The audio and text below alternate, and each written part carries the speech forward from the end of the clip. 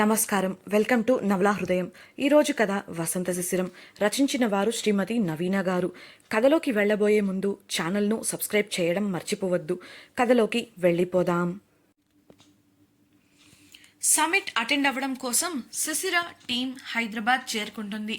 మధు, వీణ ఫ్రెండ్స్ని కలవడానికి వెళ్తే శిశిర వాళ్ళు టెంపుల్ విజిట్ చేస్తారు.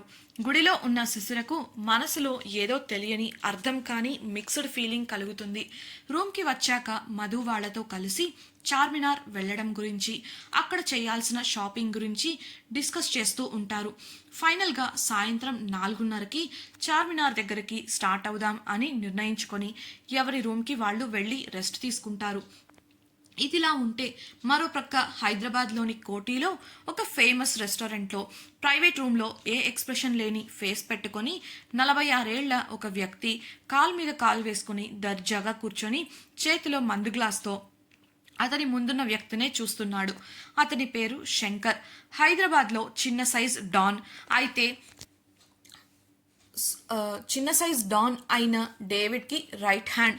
అతని ముందు కూర్చుంది ఆ రెస్టారెంట్ ఓనర్ అలీ. అతనికి ఒక 25 ఏళ్ళు ఉండొచ్చు. ఎటు తేల్చలేని నిస్సహాయ స్థితిలో ఆలోచిస్తూ టెన్షన్ పడుతూ కూర్చుండిపోయాడు. అతనిని చూస్తూ శంకర్, ఏంది తంబి ఇంత మంచి డీల్, నువ్వు గిట్లా ఒప్పుకో, డీల్ గిట్లా షురూ చేస్తా, దీనిలో సోచాయించనికేముంది బై అంటూ సైలెంట్గా కూర్చున్న అలీని కదిలిస్తాడు. శంకర్ గురించి బాగా తెలిసిన అలీ భయంతో తడబడుతూనే, శంకర్ అన్న, మీరు చెప్పినట్లు తక్కువ రేట్లనే ఈ రెస్టారెంట్ని స్టార్ట్ చేసిన, అయినా దాదాపు 4 సంవత్సరాల నుంచి నేను కష్టపడి ఈరోజు ఈ స్థాయికి వచ్చినామే. మీరు ఇట్లా ఈరోజు వచ్చి అమ్మమంటే నడవదు, ప్లీజ్ అన్నా వదిలేయండి అంటూ రిక్వెస్ట్ చేస్తాడు. ఆ మాటకి కోపంతో ఉగిపోతూ, ఏంద్రాబాయ్ పిల్లగానివిలే అని మెల్లిగా చెప్తాంటే లొలి చేస్తున్నావు అంటూ టేబుల్ మీద ఉన్న మందు బాటిల్ని పగలగొట్టి పగిలిన గాజుని చేతిలోకి తీసుకొని, నీకీ హోటల్ గొప్ప లేక నీ ప్రాణమా, తేల్చుకో, లొల్లి చేయక ఈ డీల్ షురూ చేసి పైసలు తీసుకొని గమ్మున పో అంటూ బెదిరిస్తాడు శంకర్. అప్పుడే ఆ గదికి ఉన్న ఇంకో డోర్ ఓపెన్ అవ్వడంతో పాటే ఒక షో పీస్ గాల్లో ఎగురుతూ వచ్చి శంకర్ చేతిని బలంగా తాకుతుంది. దెబ్బ గట్టిగా తగలడంతో చేతిలో ఉన్న గాజు ముక్కని వదిలేసి పెద్దగా అరుస్తాడు శంకర్. వచ్చింది ఎవరా అని చూస్తున్న వాళ్ళకి స్టైల్గా హ్యాండ్సమ్గా ఉన్న ఒక 25 ఏళ్ల వ్యక్తి స్టైల్గా నడుచుకుంటూ ఆ రూమ్లోకి వస్తాడు. అది చూసిన శంకర్ కోపంతో, వాడిని కొట్టండ్రా అంటూ తన మనుషులకి పంపిస్తాడు.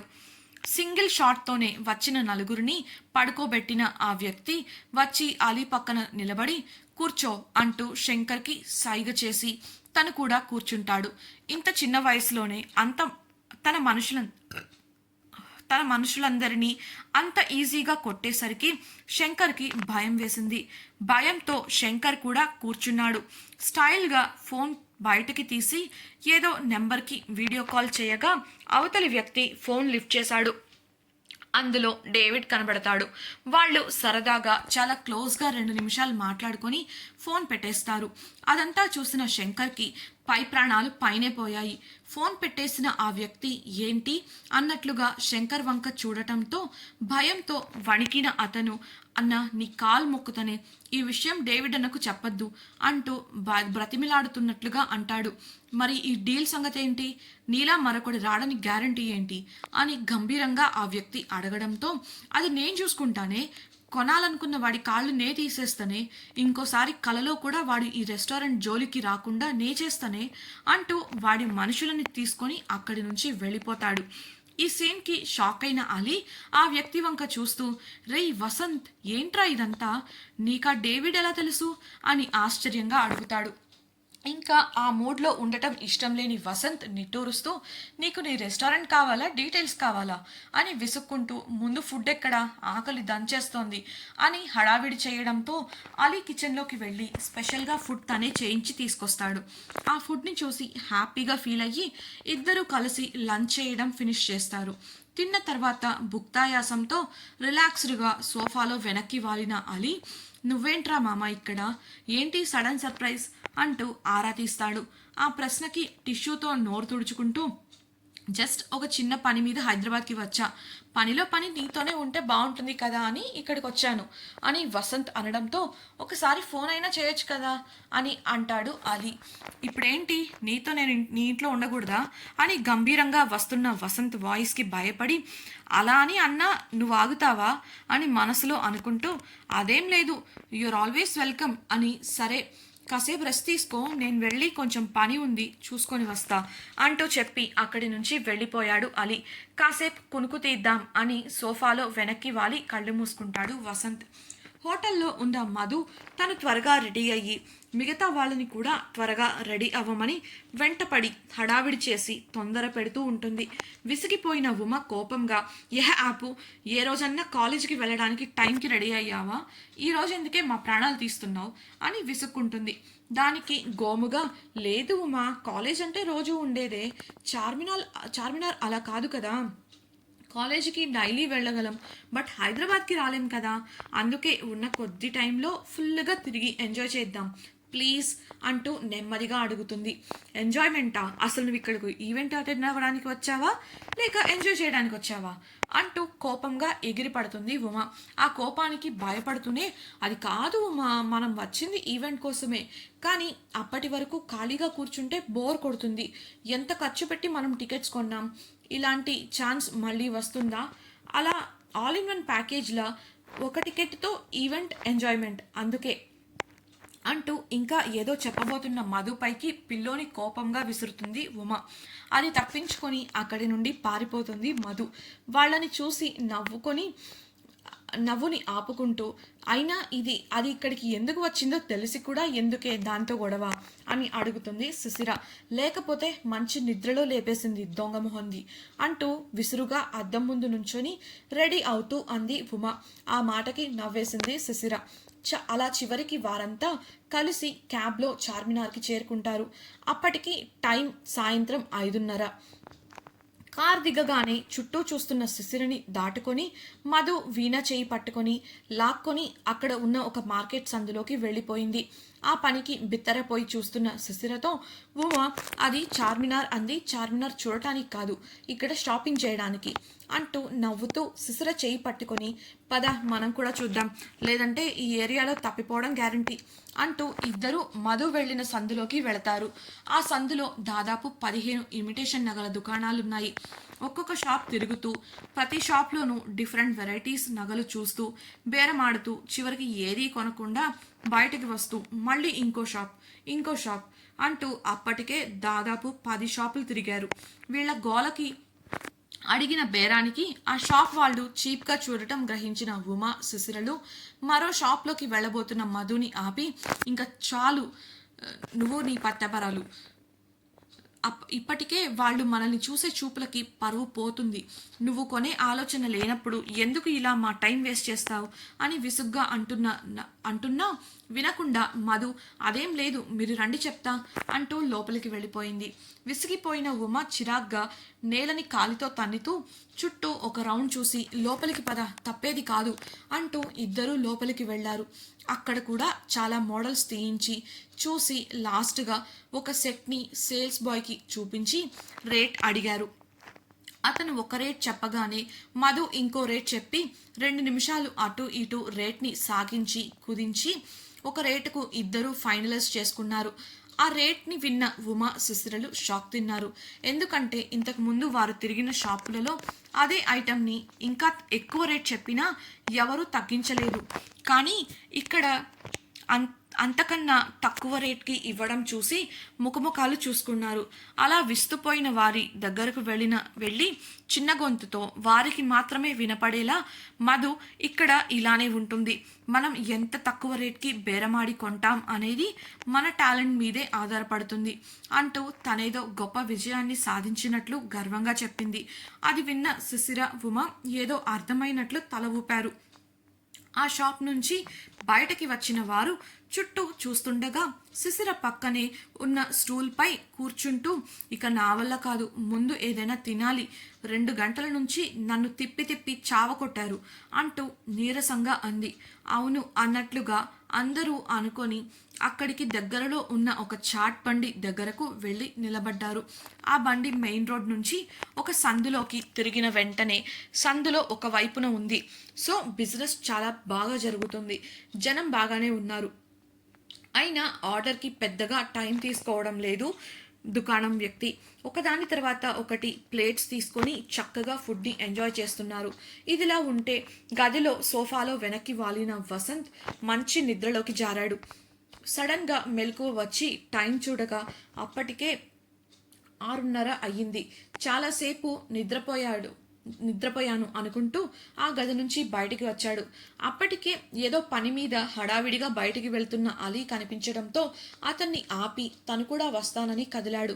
అలీ ఇప్పుడు ఇంటికి కాదు వెళ్ళేది, రెస్టారెంట్ పని మీద అని చెప్పినా వినకుండా అలీ కార్ ఎక్కి కూర్చున్నాడు వసంత్. అలా వారు చార్మినార్ దగ్గర ఉన్న ఒక రోడ్లో ట్రాఫిక్లో ఇరుక్కున్నారు. ఆ ట్రాఫిక్కి వస్తున్న సౌండ్స్కి చిరాకు పడిన వసంత్ విండో ఓపెన్ చేసి బయటకి చూశాడు. అక్కడ చాలామంది జనాలు ఉండటంతో ఆ ఏరియా అంతా చాలా రద్దీగా ఉంది. వెయిట్ చేయక తప్పదు అనుకొని ప్రశాంతంగా కళ్ళు మూసుకొని సీట్లో వెనక్కి వాలాడు. కార్ చాలా నెమ్మదిగా కొంచెం దూరం వెళ్ళడం ఆగడం జరుగుతుంది.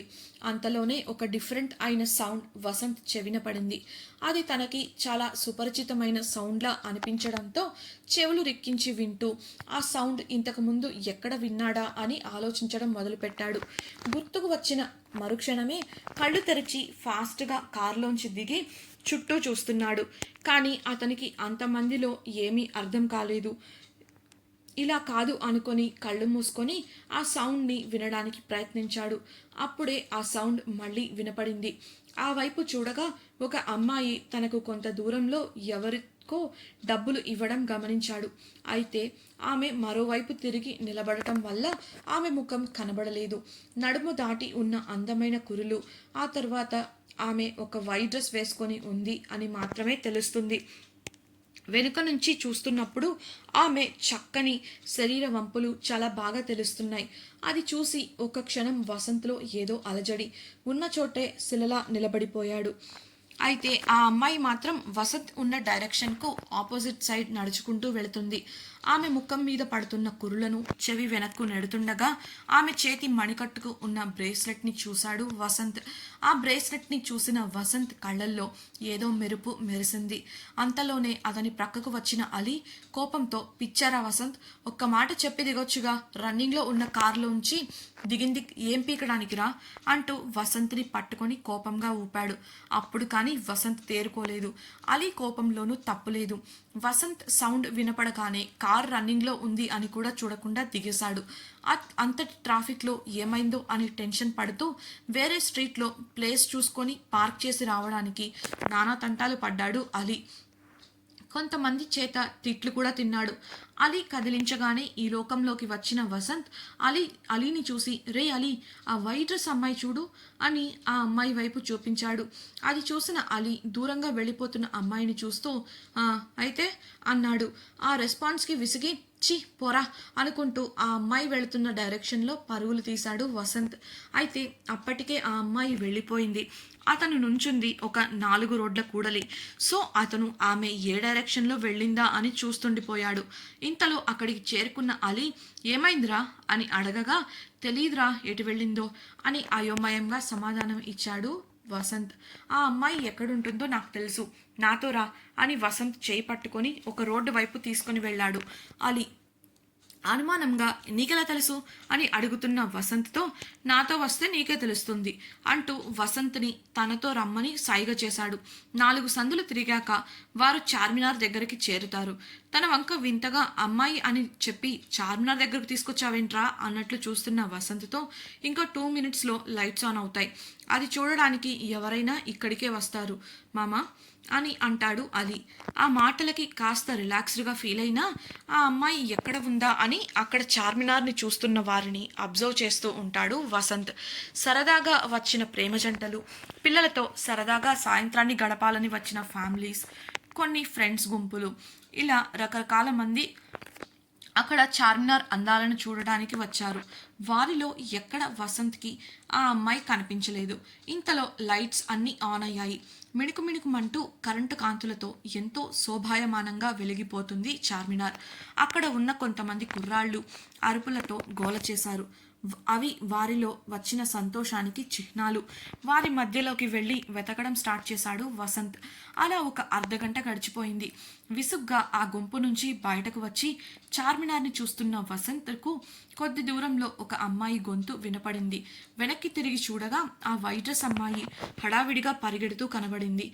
తన చుట్టూ ఉన్న జనాన్ని తప్పించి ఆమె దగ్గరకు వెళ్ళడానికి చాలా ప్రయత్నించాడు. కానీ అతని వల్ల కాలేదు.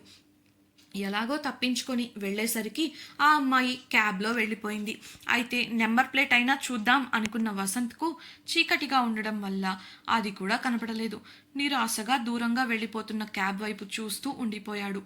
వసంత్కి కనబడిన ఆ వైట్ డ్రెస్ అమ్మాయి ఎవరు? వసంత్కి ఆ బ్రేస్లెట్కి సంబంధం ఏంటి? అతను ఆ అమ్మాయిని మళ్ళీ కలుసుకోగలడా? తెలుసుకోవాలనుందా? అయితే మన ఛానల్ని సబ్స్క్రైబ్ చేసుకొని రాబోయే ఎపిసోడ్స్ని వినేయండి. మీ ఈ వీడియోపై మీ అభిప్రాయాలను కమెంట్స్ రూపంలో తెలియచేయండి. ఈ వీడియోని మీకు నచ్చినట్లయితే లైక్ చేసి మీ స్నేహితులతో షేర్ చేయండి.